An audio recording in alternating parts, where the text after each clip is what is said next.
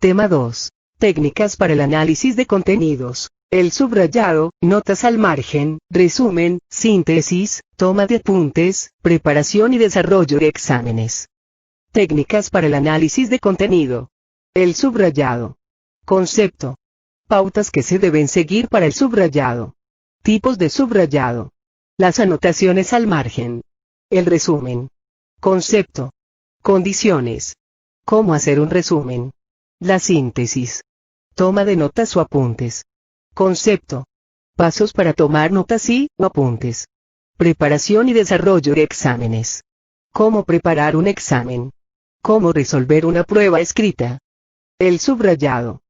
Según Cuenca, 2000, esta técnica tiene por objeto resaltar, mediante el subrayado con trazos diferentes o colores, las palabras del texto que contienen o representan las ideas o conceptos fundamentales y los enlaces, pero, que puedan favorecer la comprensión o estructura del texto escrito. Página 211. Pueden destacarse con una línea, horizontal o vertical, los enunciados que expresen las ideas principales de un texto. Otra forma importante de destacar información relevante es subrayar solamente las palabras clave del texto que se está trabajando. Con el subrayado se busca que el lector extraiga del texto las ideas principales y las secundarias del autor, para lo cual se pueden utilizar diferentes señales y colores. Esta técnica concentra la atención del estudiante y lo convierte en una persona reflexiva de manera que detecta lo fundamental de la lectura, asimismo posibilita la elaboración de esquemas y resúmenes, facilitando el estudio y la comprensión del texto. Tipos de subrayado. Se acostumbra a usar 3 tipos de subrayado. El subrayado horizontal o lineal, que se realiza colocando una línea debajo de las palabras clave que se desea distinguir. El subrayado vertical se emplea para destacar varias líneas de un mismo párrafo. Se coloca al extremo del párrafo a destacar. El subrayado estructural permite destacar las ideas, utilizando para ello notas al margen respondiendo interrogantes claves. ¿Qué pautas se deben seguir para el subrayado? Identificar la idea principal, realizando una lectura general y después una detenida. Considerar que la idea principal puede estar al inicio del párrafo, en el centro o al final del párrafo. La idea secundaria complementa a la principal. Subrayar las palabras claves, verbo, sustantivo y adjetivo. Estas claves las podemos emplear como pregunta. Ejemplos. ¿Quién? Referido al sujeto, ¿cómo? Referido a características, ¿cuándo?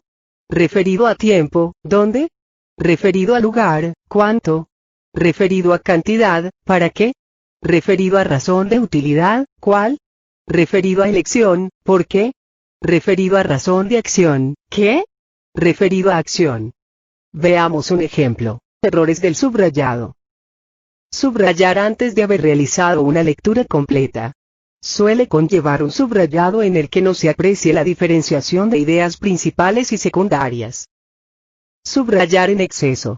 Esto no nos ayuda, puesto que a la hora de hacer una síntesis, tenemos nuevamente que leer todo lo subrayado y hacer entonces el análisis que no realizamos anteriormente. En algunas situaciones se utilizan lápices de colores, uno para la idea principal, otro para la idea secundaria. No se recomienda el uso del resaltador, pues no se constituye en técnica. La redacción científica. La redacción científica es la transmisión de una señal clara al receptor. Las palabras de esa señal deben ser tan claras, sencillas y ordenadas como sea posible. La redacción científica no tiene necesidad de adornos ni cabida para ellos. Es muy probable que los adornos literarios floridos, las metáforas, los símiles y las expresiones idiomáticas induzcan a confusión, por lo que rara vez deben utilizarse al redactar artículos de investigación. Sencillamente, la ciencia es demasiado importante para ser comunicada de cualquier otra forma que no sea con palabras de significado indudable. Y ese significado indudable y claro debe serlo no solo para los colegas del autor, sino también para los estudiantes que acaban de iniciar su carrera, para los científicos de otras disciplinas y, especialmente, para los lectores cuya lengua nativa no es la misma del autor. Esto último es particularmente aplicable al idioma inglés. Muchas formas de escritura se destinan al entretenimiento. La redacción científica tiene una finalidad distinta. comunicar nuevos descubrimientos científicos. Por esta razón, debe ser tan clara y sencilla como sea posible. Notas o anotaciones al margen. Se realizan siempre después de la prelectura o lectura rápida de un texto. Estas anotaciones devienen de las ideas principales que se van descubriendo en cada párrafo. Para ello se lee párrafo por párrafo con ayuda de un diccionario, cuando sea necesario.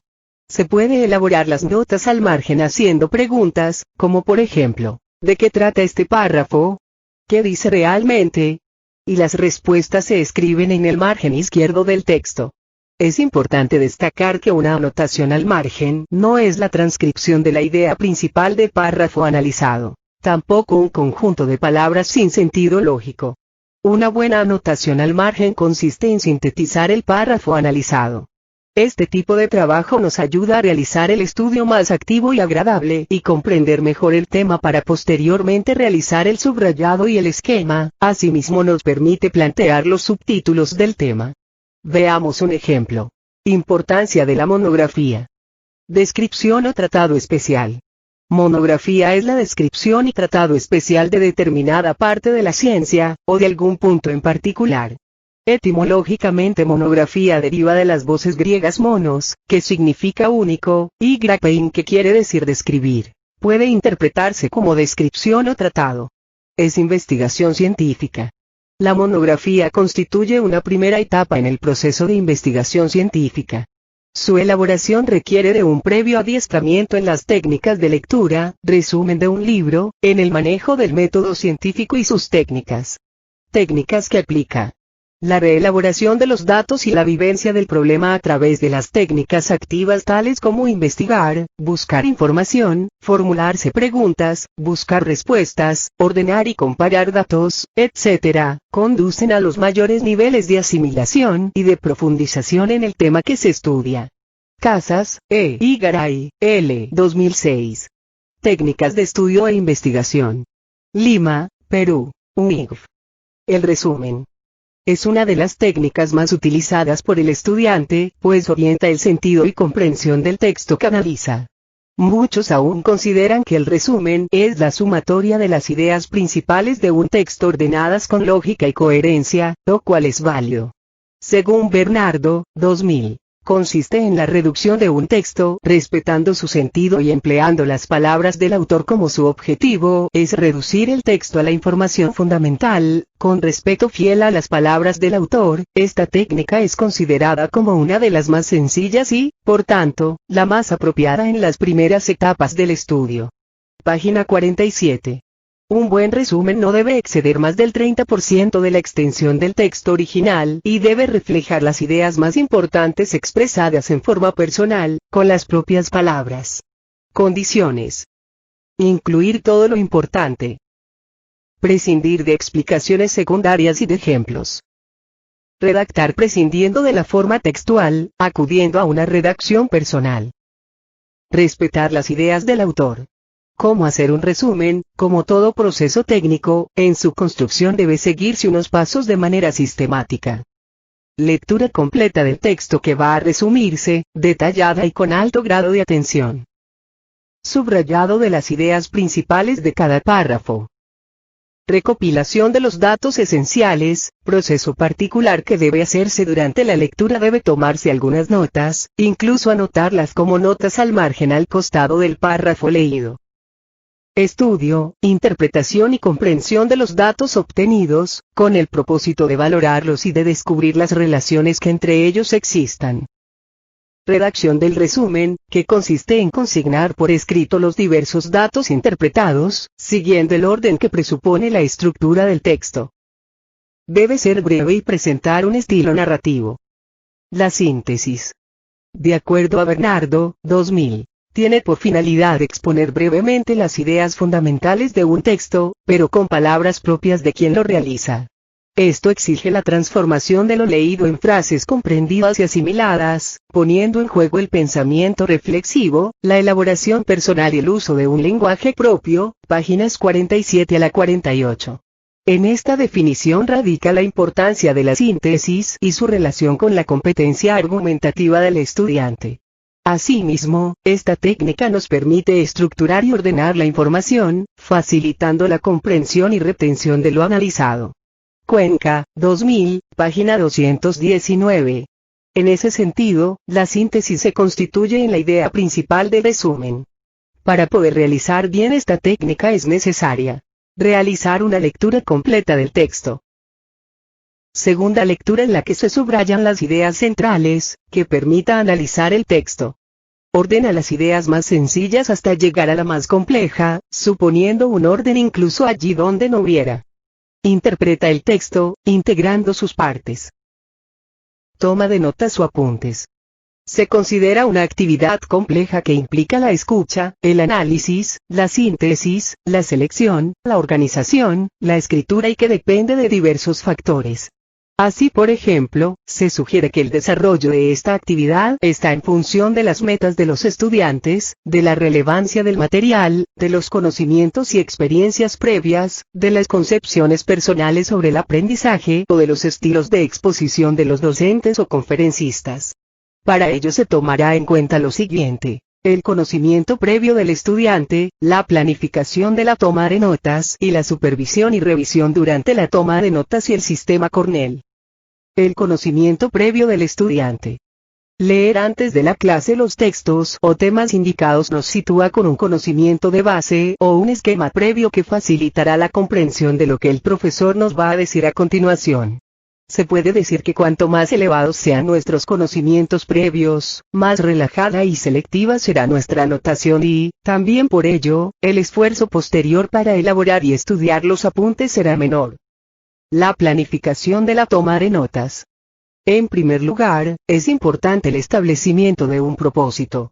Los propósitos que pueden tener los alumnos, cuando abordan una determinada materia o tarea de estudio, pueden variar dependiendo de múltiples características contextuales propias de las materias, del tipo de examen, del profesor, etc. Además, estos también dependen en una buena medida de las preferencias e intereses personales del alumno, sus metas o motivos personales, etc. La concreción de un plan de actuación que el estudiante se dispone a utilizar para afrontar, en este caso, la toma de notas en el aula podrían depender de los propios modelos o teorías personales que cada uno sostenga acerca de lo que implica esa actividad de estudio. La supervisión y revisión. El estudiante organizador dirigirá sus primeros pasos a revisar las notas que ya ha tomado antes o el guión de la explicación. Durante la explicación se centrará en estudiar el comportamiento del profesor clave discursivo, lenguaje no verbal, para descubrir la manera en la que está organizando las ideas. El estudiante elaborador se prepara dedicando un tiempo a aportar a la situación sus conocimientos y experiencias previas con objeto de asegurarse, antes de anotar, que la información que está recibiendo significa algo para él. El sistema Cornell. Un formato clásico para tomar notas, Universidad de Cornell usa, este se considera uno de los formatos más eficaces de tomar notas, sugiere utilizar una hoja dividida en dos columnas. La columna de la izquierda se conoce con el nombre de columna de indicios. En la columna de la derecha, más ancha, es donde se recogerían las notas de la explicación de la manera más completa y comprensible posible. Este sistema de indicios hace más fácil la memorización de la información, ya que el estudiante, observando únicamente claves o recordatorios, puede recuperar y recitar con sus propias palabras las ideas e informaciones recogidas en forma de notas. Por ejemplo, columna de indicios, notas tomadas en el aula. ¿Qué es? Aprendizaje significativo. Es la relación que existe entre el conocimiento previo y el nuevo conocimiento. Condiciones: conocimiento organizado, buena disposición, estructura cognoscitiva entre conocimiento previo y nuevo. Tipos de representaciones: significado de palabras, de proposiciones, significado de ideas, de conceptos, características y atributos. Preparación y desarrollo de exámenes. Los exámenes son situaciones que ponen a prueba el aprendizaje que usted ha alcanzado. Representa una oportunidad para darte cuenta de los aspectos que aún no dominas, no solo sirven para calificar, también son un termómetro del aprendizaje. ¿Cómo prepararse para un examen? Para desarrollar un examen correctamente es necesario que sepa previamente y con claridad los contenidos que tiene que estudiar. Para preparar sus exámenes necesita Programar su estudio. El aprendizaje comienza desde que se inicia el curso. El estudio para el aprendizaje y la preparación de exámenes también comienza desde el principio. Estudiar, leer cada unidad, tema o capítulo de manera independiente pero en orden, no iniciar la lectura de una unidad si no se terminó el estudio de la anterior, después releer cada apartado o subtema de la unidad. Autoevaluar lo estudiado. Cuando termine de estudiar, formúlese preguntas acerca de cada una de las ideas esenciales contenidas en las unidades, temas o capítulos. Confeccione resúmenes, esquemas o cuadros sinópticos. Esta tarea de estudio se la puede facilitar aclarándole lo que realmente tiene importancia y lo que no, el propio profesor. Es importante saber qué tipo de examen se le va a tomar. Test, práctico, teórico, de propia producción de las respuestas, concreto y de respuestas cortas, etc. A partir de ahí ya se puede ir haciendo una idea de cómo va a tener que estudiar. Con gran memorización, con conexión de ideas, con todos los datos, importancia, etc. Al presentar su examen recuerde leer las indicaciones y recomendaciones brindadas. Comprender la prueba. Disponer de un buen ánimo. Considerar el tiempo. Glosario.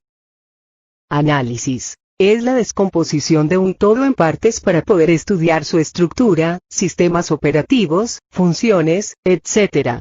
Autoevaluar. Proceso de reflexión académica sobre lo que somos y sobre lo que aspiramos ser y que busca el mejoramiento de la calidad. Devenir. En filosofía, movimiento, proceso por el que, en el curso del tiempo, las cosas y los seres se hacen o se transforman. Estudiar. Actividad individual orientada a la aplicación de técnicas y estrategias para adquirir información y posterior conocimiento.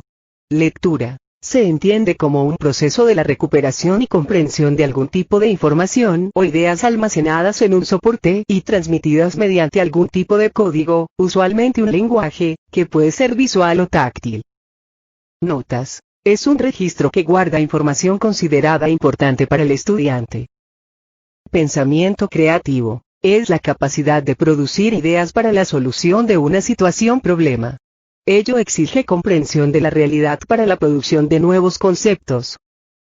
Técnica. Conjunto de procedimientos, reglas o normas orientados al logro de un resultado. Fuentes de información. Varias.